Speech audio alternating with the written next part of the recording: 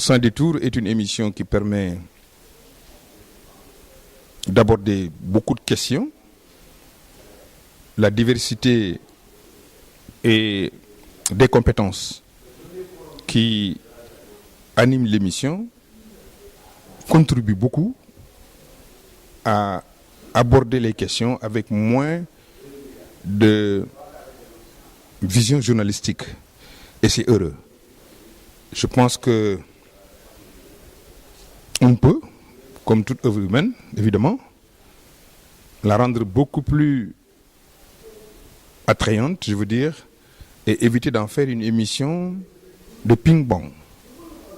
C'est en cela que peut-être les téléspectateurs, ou en tout cas les internautes qui suivent cette émission, pourraient recevoir le maximum d'informations, le maximum de réponses relatives aux questions qui ont été posées. En tout cas, je salue le professionnalisme des journalistes avec qui j'étais, mais surtout de Madame Si, qui a eu ce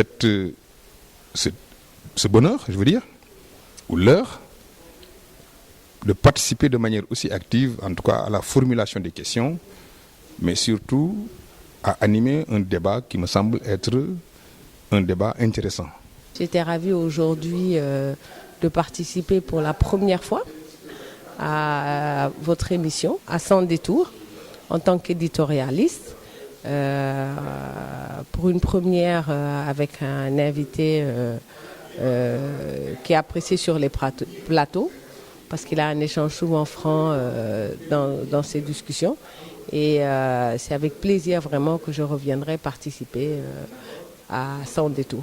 Monsieur Babacar est un fin communicateur, donc il sait comment un peu essayer plus ou moins de tourner à son avantage un peu les questions et se cacher un peu sur des questions de droit et tout, mais je pense qu'on a essayé quand même de le pousser à avoir un discours plus politique dans ses appréciations de l'actualité sénégalaise. Le format est bon, ça sort un peu de ce que nous voyons au niveau de la presse locale sur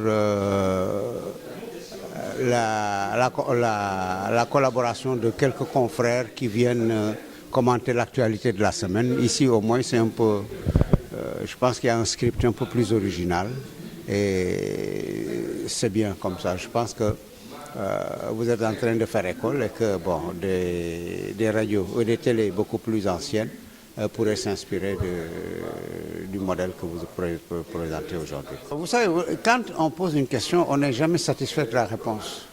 C'est pour ça qu'on continue à poser des questions pendant 1 heure. Et on s'est dit, et c'est seulement vers la fin, qu'on trouve à peu près une éclaircie. Bon, mais ça, je pense, ça participe aussi du jeu.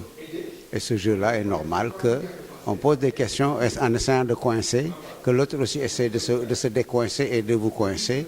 Et je pense que c'est un peu ça le charme de la vie que nous menons entre nous, parce que même entre nous, parfois, pour bien vivre en société, on est obligé d'aliéner une certaine partie et de notre personnalité et de la réalité. Vous savez, on ne peut pas réunir